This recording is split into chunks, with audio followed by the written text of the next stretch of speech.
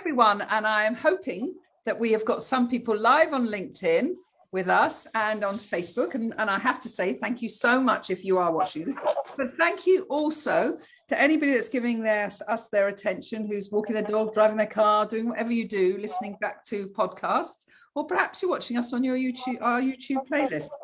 And this is very exciting because Thomas and I have long waited to be able to introduce and to interview our guest today, Jeremy Cassell, and his guest, Tom Bird. And today we're going to be talking about, really deeply talking about the subject of selling, because I think, or business development, whichever way you like to think of it. Let's call it selling. Because let's face it, we are all doing it all of the time. But something I do want to talk about in a minute is the fact that some people have lost the art of it, and that is actually massively affecting their careers and their ability to grow their own businesses. So I love buying things and I love selling things. I know you do. Actually, I love buying things as well. Back in the cage, Thomas. Back in the cage. I do tend to be the one that buys, which is probably not so good. Anyway, so Jeremy, we are going to be talking a lot around this subject, and I want to introduce you as one of our BIP 100 experts. Now, for anybody that's saying, well, what the heck is that? BIP 100 is a community Thomas and I started in October 2020.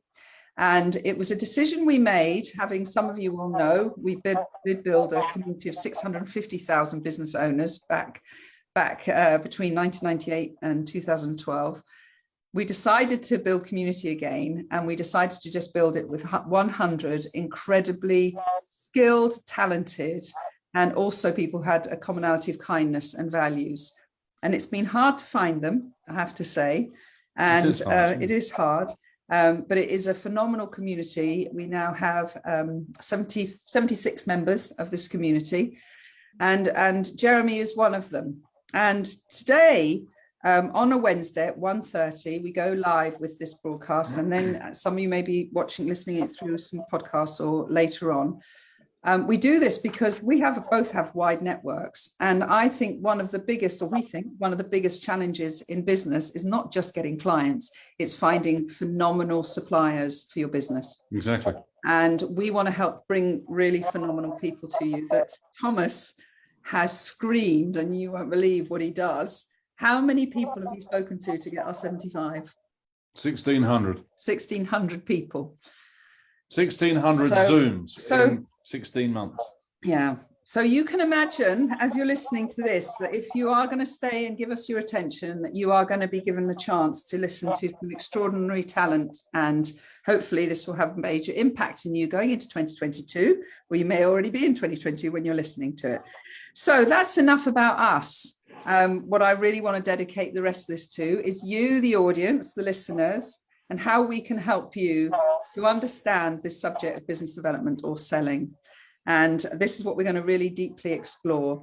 So, Jeremy, before I ask you to introduce your wonderful guest, Tom Bird, is there anything that you can add a little bit more about what you do and who you are as a person, and why selling is so important to you as a profession and as a career for others? Well, I spend my professional life right now working with leaders around presenting and influencing. So that's a one-to-one thing. And I spend the rest of my time, when I'm not writing with Tom, on three core areas: presenting, influencing, and selling. So I, or sometimes together, lead groups exploring those things. So it's either one-to-one or one-to-many. Fantastic. And we are going to talk about your book, because there's a brilliant lead-up story that you're going to hear, everyone, which is just a fantastic case study for us all, about your book, which you're about to bring out the 3rd edition of. And I think we can see brilliant selling behind, if you're watching this and can see the video. That's what it's going to look like when it comes out. All I've got is a printed version at the moment. Fantastic. It'll be coming out either very late December 2021 or early Jan 2022. And that's the 3rd edition. Third edition, yes. Yeah. So, and the one that we can see behind you, Tom, is the first or the second edition? That's the first edition, the second edition, and all 12 languages into which it's. My mum forced me to put all of this up on a wall behind me. Yeah, these are the previous versions. I mean, it's been around since 2009 when it was. That's amazing, and you're updating 2009. it. So you've sold a few then. Yeah. Yeah, it must be 75,000, I think, something like that. Wow, that's amazing. Absolutely brilliant. So we're going to come on to this a little bit more, first of all, by talking about the case study that I said I wanted to share with everyone of this just incredible experience of sales. So Jeremy, before I do that, could you introduce Tom to us all? Of course I can. So be careful, Jeremy, be careful. Yes, well, the check's already been banked. So, so I am delighted to be able to share with the BIP community and everyone else watching Tom Bird, who was my business partner for, I think it was 12 years. I've known since 2002, although he remembers that more than I do. And Tom and I share share tons of things. We share lots of things in relation to professional values. For example, when we deliver development work, it's always focused on practical stuff. And we built a very successful business together, based around coaching, consultancy, training, and writing books. So we've written 4 books. We've written them all together. We've co-created them. And if it wasn't for the both of us and what that brings, those things wouldn't have happened. So I'm delighted that Tom has joined us from semi-retirement, I have to say, because Tom has been successful in his past life. He's considerably older than me, obviously, as you can see. And so he is now working, 3 or 4 days a week rather than the 6 or 7 that I typically do. But he's decided to get off the sofa, come onto the other sofa and join us today for this session. So I'm delighted that Tom could be with us. That is wonderful. Not John, Tom. No. And I have to say to anybody who is watching this as a video, we just had the classic scenario of Amazon, and they wouldn't give up pressing that button to make sure that we answer the door. Amazon always delivers something on a Wednesday at this time every week. We must be on that driver's circuit at that time. So apologies that Thomas left the room for that second. Anyway, so now I've sort of teased this in, but I do think it's fantastic. First of all, we are going to be talking about selling, and we are going to come on to the story of a case study of, in fact, how your book came about.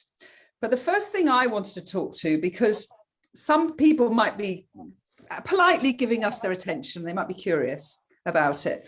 One thing that is my hot potato about the world now, and I joined and became a salesperson at 19, and I'm 57 now, so sales has always been in my heartland, is that social media, whilst I have been on that whole journey since we started in that world in 98, I love it for many reasons, but it has taken away the art of selling, in my opinion. There is so many people that we speak to who are not achieving their targets in business development, and they are relying far too much on that. And I just wondered what your opinion was on that. I completely agree. And I think for me, when I started out, both Jeremy and I are the same in that we started our career in sales really early. It was one of the first things we did. And it became a very natural thing for us. And I think what's really important to recognize is that in any market, with any product or service that you're selling, there are likely to be people who ostensibly can do similar to what you can do. So there's competition. And so differentiation is going to be at the heart of that. It's going to be at the heart of your success. And it's really difficult to simply differentiate through social media. But for you to be successful, you need a network, you need relationships, and both of those are contact sports, as you both know. And I think the challenge is, there was a recent study by Qualtrics that showed on average, each adult in the UK is spending some 23 minutes of every hour trying to move people, trying to get them to take on a new point of view, commit to action, change their mind. So that is the skill of influence, and that skill is central to selling. And if you're spending half of your working day engaged in the skill of influencing, you've got to be able to do that face to face. And I think, we see a lot with perhaps younger people younger than us, who rely on social media because it's the norm in terms of their daily interactions, but they miss the fact that selling does require that relationship. So and I suppose, Jeremy, I don't know what your view on this is, that when I am working, or Thomas particularly is working to find our clients, it's very mutual, because you want to know whether or not you're truly going to be able to add value to that client and whether they are going to be right. And I don't feel that unless you get to know that person well, you can know whether or not you're going to add that value. Well, precisely. But that what you just said there presupposes something that's really important in selling, I think, which is the best people in selling develop an adult to adult relationship. And you understand probably the basis of transactional analysis.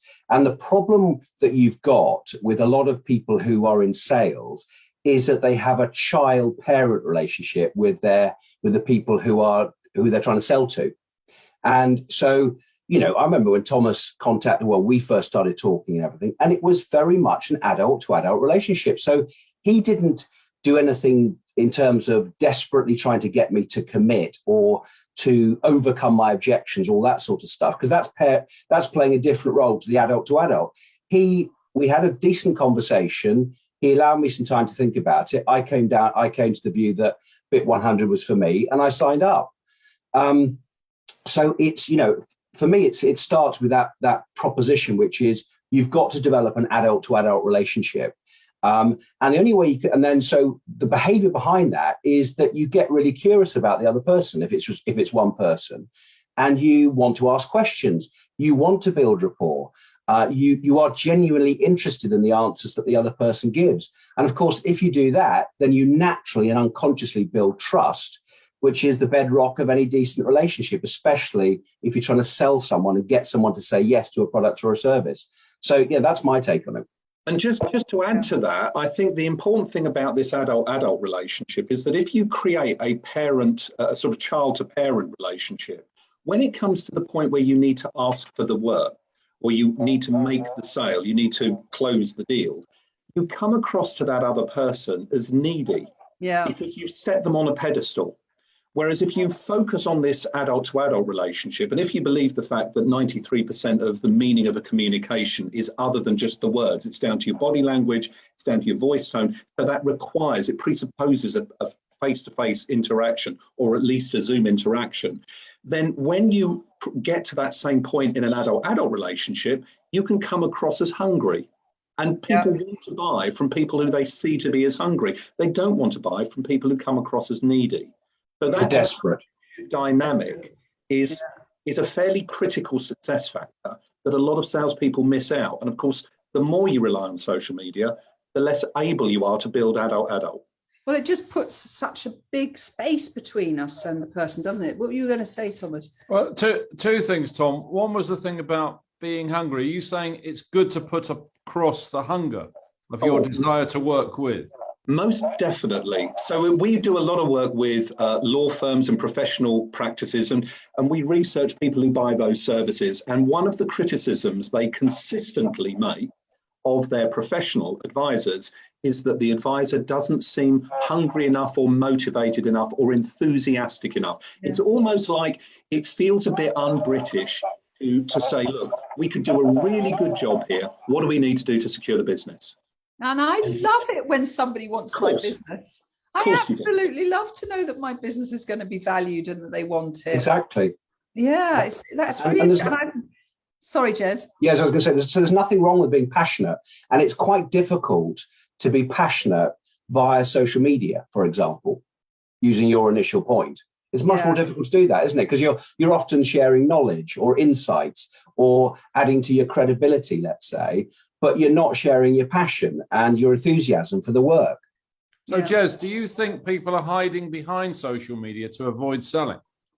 Well, I think they can fall into that trap, certainly. They possibly think that, sales and marketing is the same thing, whereas we know it's not. So I think there is, obviously nowadays you're selling in a hybrid way, aren't you? Either face-to-face if you can get into people's offices, or via Zoom, or both, But it's absolutely critical to do that, whether in whatever mechanism you choose. Yes, you've got to be able to be in a position where you can influence an individual or a group to come to the decision that they want to work with you. Yeah. So well, the reality is, of course, that people buy emotionally first and they justify it logically. yeah, And so too many people forget that. And if you don't believe me, think of the last discretionary purchase you ever made. You just wanted it. And then if you needed to, you'd have built a logical justification. And too many salespeople and professionals are great at the logical justification. The trouble is they're presenting it to people who have not yet emotionally engaged. The only way to emotionally engage correctly is to create that adult relationship. And you've got to do that through interaction. I love that. Do you know, I've never, in fact, I was talking to my therapist yesterday, very open about the fact As that you I do, love- Penny, Oh, as you you're do. therapist. Yeah, you are, but I have a lovely hour every week with This someone. is the part-time therapist. Yeah, I do feel sorry. You would not want to have to listen to He me only for an hour pops and a half. over for an hour a week. I don't understand what he's up to. Anyway, we digress slightly, but we were talking about transactional analysis on that, which is really interesting. A few challenges that I'm having at the moment and some family dynamics, some different, not my own personal family, but, and God, I am on the sofa. It's like I'm asking for my own therapy session. But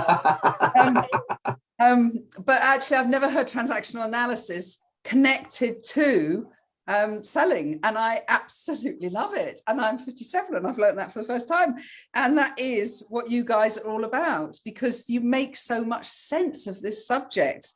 And it's absolutely brilliant. So this phrase that you use, Tom, and you've used it as well, Jez, this emotionally engaged before the logical argument or the logical transaction or the justification of the purchase. How do you get people emotionally engaged? What are the secrets to that? Well, there's a few. Maybe if I start, Jeremy, I know you'll chip in. But I think where this comes from is the fact that most salespeople, if you go back to the point where a salesperson is having a face-to-face meeting with somebody, they may have taken a while to get that meeting. They might feel under pressure to get as much done in that time as they possibly can. So the danger is they try and lead too quickly. So they do a little bit of small talk, and it feels like they're just doing something for the person because it is just a quick couple of questions in order to open the door for them to go in and get the PowerPoint deck out, talk about the product or the service, whatever it might be. And of course, what that misses is that you are not the most important thing in that person's day. It's very unlikely that you are, and you don't know what's happened to that person before you walk in the door. So to lead too quickly runs the serious risk of leaving them behind. So one of the things I know Jeremy will probably expand on is this concept called pacing, where before you start talking about what's on your agenda, before you try and pack so much into your 45 minutes that you leave them reeling, you've got to convince the other person that you get them, that you understand them. And there's a bunch of ways of doing that, but to lead too quickly runs the risk of leaving them behind. I don't know whether, Jeremy, you want to expand. Well, it's actually not something we've come up with. It's an NLP idea, neuro-linguistic programming, and it's a presupposition of it, which is this idea of pace, lead. So in order to lead someone to where you want to get to, in other words, in this case, buy and make a decision, you've got to pace them, and pacing them is about putting yourself in their shoes, understanding their world, asking the right questions, listening carefully, summarizing, throwing it back so that it's properly, so it's under both parties understand where you are. And you then build that emotional connection, which gives you permission to then lead to where you want to get to, which is to sell your product or service. If you don't do that first part, you'll come across as a desperate salesman. And you will create resistance in the buyer or decision maker, which will prevent you from being able to sell. And so that's ironically, we do a lot of work with professionals, and they totally get it. But what they do in a meeting is they go in and say, we're from X law firm, aren't we brilliant? Let us show you all about how wonderful we are in employment, pension, real estate, whatever it is, tax. Do you want to buy off us? You know, yeah, we've only got 50 PowerPoint slides, so it'll only take us 45 minutes. And they wonder why they're not successful. I think the other thing about this idea of pacing is that the first step is to help the other person understand that you get them and that you're interested in them, which is the pacing piece. But we often use this, Jeremy and I use it, as a planning tool. So if we're going to go into an organization and we're meeting with somebody, first thing we do is say, look, what does this person or these people, what do they need to feel about us at the end of this meeting if we're going to get another meeting or if we're going to get the deal? So we label that emotion and then we say, well, what might they be feeling at the start? And that gives you a delta, doesn't it? It gives you the journey. None of this is about a PowerPoint. None of this is about our product or service. This is about what's the emotional gap that we've got to bridge. And if it is, for example, apathy at the start, motivated to act at the end, if that's our journey, you're not going to do that by flicking a switch or showing a slide. We have to move that through stages. So, for example, apathy to open to listen to curious, curious to engaged, engaged to motivated to act. That's more manageable. And you can use that as a way of emotionally planning what you need to do in order to move that person through that transition. That's very good. Very good, Tom. I love those steps. And actually, thank you again to our listeners. Please stay with us because we're going to get on to some really the 7 brilliant selling strategies, because we've already been sharing a lot of tips. Before we do that, there was something about sort of empathy and the fact that you were talking about, and the fact that ultimately people don't want to be sold to, but they do like having problems solved. And unless you discover what their problem is, you're really on a hiding to nothing. And I just think that your story, your shared story about how brilliant selling as a book came to market is fantastic. And Jez, I don't know whether you want to sort of start and pass over to Tom, but I'd love us to hear this story from you, Jeremy, because it's just a brilliant example. Okay, well, I'll try and I'm a bit of a long talker, so I'll try and keep it as brief as I can, but it'll take a bit of time just to set the scene. So exactly. So look, picture the scene. We're at the Charing Cross Hotel. It's spring 2008. It's late afternoon, and we're about to go into Pearson's to what we think is sealing the deal on a book that we put together. So we're all excited. We're thinking we're going to be, we're outside this imposing Pearson's building. We're ready to sign the deal. We're confident, highly motivated. We've done the legwork. We're well rehearsed, et cetera, et cetera. When we get in there, they look a bit shifty and they're sort of averting their eyes. And one of them says, we really appreciate you coming in here today. It's great to meet you both. We really loved your proposal. And as we said in the email, we believe the first chapter is very well written and you give us all the information you need in the body of your template. And we were waiting, Tom and I both, I think, were like, there's a flinch here, what's going on, And we were waiting for the caveat. And soon enough it came. It said, having spent some time reading your book proposal and in investigating the market, researching it in more depth, we've got bad news. Unfortunately, we don't believe that a book on sales management will sell. So Tom and I, in the previous year, had decided we wanted to write a book for a variety of different reasons, but mainly to boost our credibility and get into more markets. And we thought, well, there's lots and lots of books on selling. So let's not do a book on selling. And there are lots and lots of books on management. So let's not do a book on management. What about the one in between? There aren't that many books on sales management. So we thought there was a real niche there, actually. There still is, we believe. But the point is that we got there. And we then said, well, look, we don't want to write a book that's not going to be selling and won't even be published. And and the reason I think this is quite useful from a sales perspective is we could have just left tail between our legs, and that was the end of the meeting. But because we're both salespeople, and we both dispute who said what, of course, at this stage. But one of us said, what other books are you going to be publishing in the next year?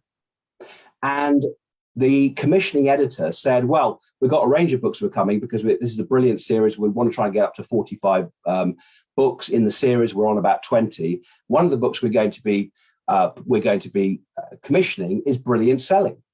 So we said, okay, well, and where are you in your decision making with that?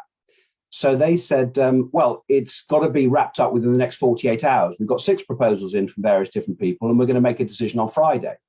Well, this was Wednesday. So we said, because we're salespeople by nature, we said, okay, so what you're saying is you haven't decided yet.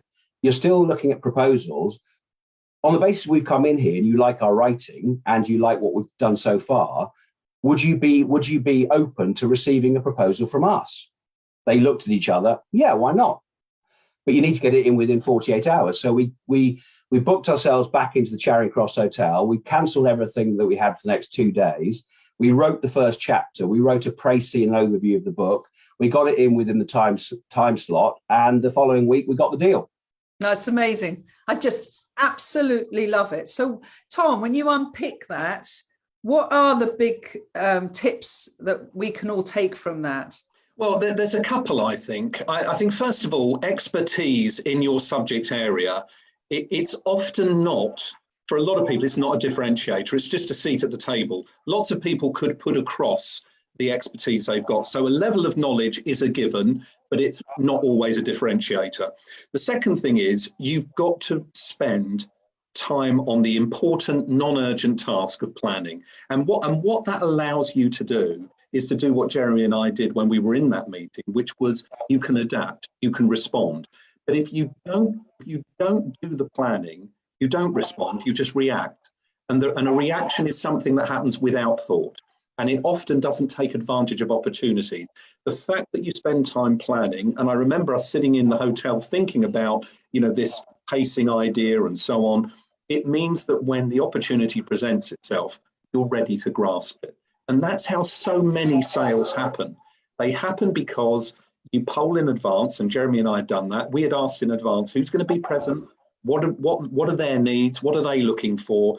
And it's all of that work that you do as the foundation that means when you're ready, when you're in the room, you can adapt to the opportunities as they present themselves. And so, brilliant. Oh, sorry, Joe. No, I think it's also just that thing that we've already said about having the confidence to know, to believe that you can do something. And even if they didn't want that book on sales management, that confidence came across. People tend not to buy from people who don't display confidence. So I think it's all of that. Yeah, absolutely. But when I'm because I'm a bit of an empath, so when you tell this story, I am you. And when I hear the no, I feel that oxygen just leave my brain, right? I just can feel it. And that is how most of us react, because we go into stress and disappointment. And how did you hold yourself at that point? Because I know there's that gap between stimulus and response. But what is the technique for a salesperson to hold themselves in that space? Well, there's a few things actually, and I know Jeremy will come back with a couple of these ideas. But the first thing is you've got to. The reality is there is no change without self-awareness. So the first thing is before you go into a situation, you've got to think about, well, how am I feeling about this? What would I feel like if this happened? Because confidence and your state of mind is by far the most important thing in making a successful relationship happen. So the first thing is you audit what you feel, and you think, if it's not helpful, you think, what could also be true that would be really helpful for me to hold front of mind? So there's something about your confidence. There's also something about, as part of your planning, Jeremy and I will often do this, we'll sit down and we'll think, right, what are the 5 worst questions or worst objections that we could possibly get? And let's plan how we might address those, how we might meet those objections. And what that also does is that if you've worked on your responses to the 5 worst objections you could possibly get, when you walk in the room, you're far more ready for anything they might throw at you, because subconsciously you're already prepared. I don't know whether, Jeremy, you've got anything to add to that. So Jeremy, yeah, go on. The secret to brilliant selling is preparation. Is that what Tom has just said? Well, it is partly that, and prepare like mad and then act as though you're spontaneous. That's one of the things you can do. And we actually got a chapter on this called Pre-Suade and Influence that we might touch on later, but we've nicked the word persuasion, which I suspect you've come across, from Robert Cialdini. Actually, I got a LinkedIn message from Robert Cialdini. He said, "Regards, Bob," the other day. But anyway, that's a different story. Oh, wow. Lovely. I know, very exciting. That's reassuring. It is, exactly. He does exist and he does respond. But this idea of persuasion, I think, is really important. So your average salesman, your salesperson, sorry, I should say salesperson, your average salesperson or someone who is in the sales environment often don't spend enough time on the preparation element, because they tend to be people who are good in the moment, who just think, I'll wing it. I'll wing it. And so they have a wing it mentality, which can often work. That's good. But they haven't done the persuasion. And what Cialdini argues, and we would argue as well, is a lot of the influencing happens in the persuasion. So let's say it's before a face-to-face meeting. You're sending an agenda and going, "Are you happy, Thomas and Penny, with the agenda I've sent? Or what do you want to add into it?" You've immediately got a yes. And then you've created the structure for that meeting. They haven't, you have. So that's already a win. So you can do tons of stuff. And as Tom said, persuasion is partly about thinking through the questions they've got, doing all the LinkedIn profiling and thinking about the people you're trying to influence in the moment. But the second element of it is this idea of utilization, which I think is really important, which is what all good comedians do. And that is, in the moment, if you're getting a heckle from the crowd, do you buckle? Because that's what you're talking about, Penny. Does your oxygen drain from your body and you think, "Oh my God, they found me out and I'm not a very good comedian. I'm going to now scuttle off the stage." And no, great comedians use the heckle to their own advantage, and they make the situation even funnier. And so the best salespeople, that heckle is the objection. It's the comment back. It's the thing that's unexpected. And your job, that's when you get paid. That's when you are getting paid. Because it's easy. Anyone could just say, "Let me show you this service. Let me show you this product." But your job is to meet that heckle, that objection, that hurdle to the sale, and meet it head on, remain in a resourceful or coherent state, and answer it successfully so that you can win the work. Yeah, I love that, actually. You make it sound like it's an advantage if you're a salesman and also a comedian. Well, that's what you base your career on, isn't it, Thomas? But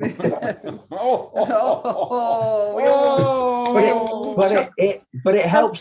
So it's about being open to. It's partly about being open to humor, but it's about being open in the moment. Because if you prepare like mad, you've done all that stuff, so you know who's in front of you, you know what's happening with their organization, you understand the product, you got the product knowledge and all the rest of it. But that's not going to make the sale, is it? What's going to make the sale is what you do in the moment. So people, so there's a sense here that a salesman goes in and they think, "I want to have control of this meeting," but none of us want to be controlled. None of us want to feel that we're being controlled. And so how do you think, so I know, Tom, you want to say something, I don't know whether it's relevant to this or not. Carry on. No, it's a really good point you're making. So how do we get the balance of leading and feeling like this is going in the right direction for me, but not making the other person feel that they've lost control, and that it is that parent that you were talking about? I think there's a few things. I think, first of all, just considering an agenda and getting clarity with the other party that's a relevant agenda. So first of all, let's agree what we're going to discuss and what the outcomes are, because you want shared outcomes. And Jeremy and I are great believers in being upfront with sharing the objective that you've got for a meeting. And we'll often go in, and one of the first things we'll do is say, "Look, one of the things we want to get to at the end of this meeting is an agreement in principle that you'd love to work with us." Yeah. And we'll be motivated and enthusiastic about that, but we'll be upfront, and then we know that's where we're headed. Great. Now, within that, once we've done that, we then have to step back and begin to ask more questions, because the big failing of a lot of salespeople is they sell too soon. And unless you've got enough information, build a foundation of knowledge, the context for what you're doing, to find out what's driving those decisions, the chances are when it comes to making that sell, you misfire, go in the wrong direction. Absolutely. And I think this point is linked with control. You've got to be confident enough to know what you want and confident enough to articulate that. And then, this is the key, confident enough to stand back and be led a little bit more by that client and respond to that. Don't try and shoehorn them into something that they don't want to talk about. And for me, it comes back to that idea of what we were talking about before. You think about a really good tennis player. A tennis player might be able to respond to a really, really difficult shot, but they can't do that just by turning up and playing once a month. They put that groundwork in. And I think that's the thing that's missing for a lot of people, because that groundwork and that prep is important and not urgent. They prioritize other things. And the only time that becomes an issue is when you go into a meeting, you're thrown a curveball, and you don't find the right response. That's really good. Can you believe we've only got 10 minutes left? Oh, blimey. I know, it's unbelievable. And I think you've already been so generous with the tips and training. I mean, you can tell the two of you are very natural mentors and trainers. And salespeople. And salespeople. Yeah, I'd buy anything from you two. You've got this new book coming out. It's the 3rd edition. Some people, first of all, when is it coming out? Either at the moment, December the 29th is the potential publishing date, or it's likely to come out early January. There's a paper shortage for the moment. So can people already go onto Amazon and find it? They can go onto Amazon and pre-order it, yes. Okay. And we're not selling it via our own websites. It's being sold through Amazon, WH Smith, and Waterstones and all the typical independent booksellers. So if I went on now, you could secure it. 3rd edition would come up. Well, it'll give you the option between the 2nd and 3rd. So you need, and if you pick the 2nd, it'll say, actually, there's a 3rd edition available. Would you like that? Oh, so really if people remember it's that, it looks like that rather than red, for example. Okay. It's orange rather than red, then they'll remember it. And remember, people can't see that on a podcast. No, it's red. It's red. Ah, very true, Thomas. Thank you very much. So if you're watching us like this, if you're listening, it's orange. It's orange. It's orange. For those in black and white, the blue is just behind the pink. Exactly. We remember that, although that's showing your age a bit, darling. So 7 brilliant selling strategies. And we've got a few minutes, I think almost probably 7 minutes, like a minute on each. So can you alternate? You do one, you do one, you do one, you do one, kind of like that. We'll do a bunch. We'll definitely give you some answers though. Yeah. So go for it. Let's go for it. So we'll give you a few little tips. So the simple idea is we've written 35 chapters in this book. It's about 30% completely new material. The rest of it's been updated and edited to reflect this new hybrid world. So we've come up with 7 brilliant selling strategies, which is really taking into account everything we've written and trying to create something that's manageable and easy. So the first thing is focus on your buyers, which is a bit like the first habit of 12 habits of exceptional presenters, which is that at the heart of everything, you're trying to sell to a buyer. And buyers have changed. They've become much more sophisticated. They do more research. There's often sophisticated procurement processes, but you're still often having to sell to an individual. So your job as a salesperson is to focus on the buyer, identify what motivates them, see where you can add value, and focus on matching your product or service with what they're looking for. So the first thing is focus on your buyers.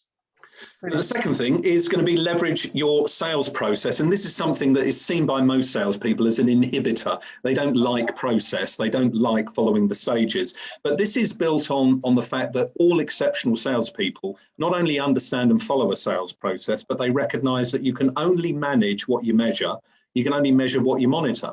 And when there is a world where I think some research says that only 2% of people systematically plan, you've got this huge opportunity to start breaking down the process of selling and applying metrics around your behaviors and around your results to small increments. If you do that, you can test and adapt. If you don't do that, you're kind of just doing the same thing you've always done and expecting a different result. So that idea as a woman, I relate to it, but I'm going to be very naughty, but it is my show.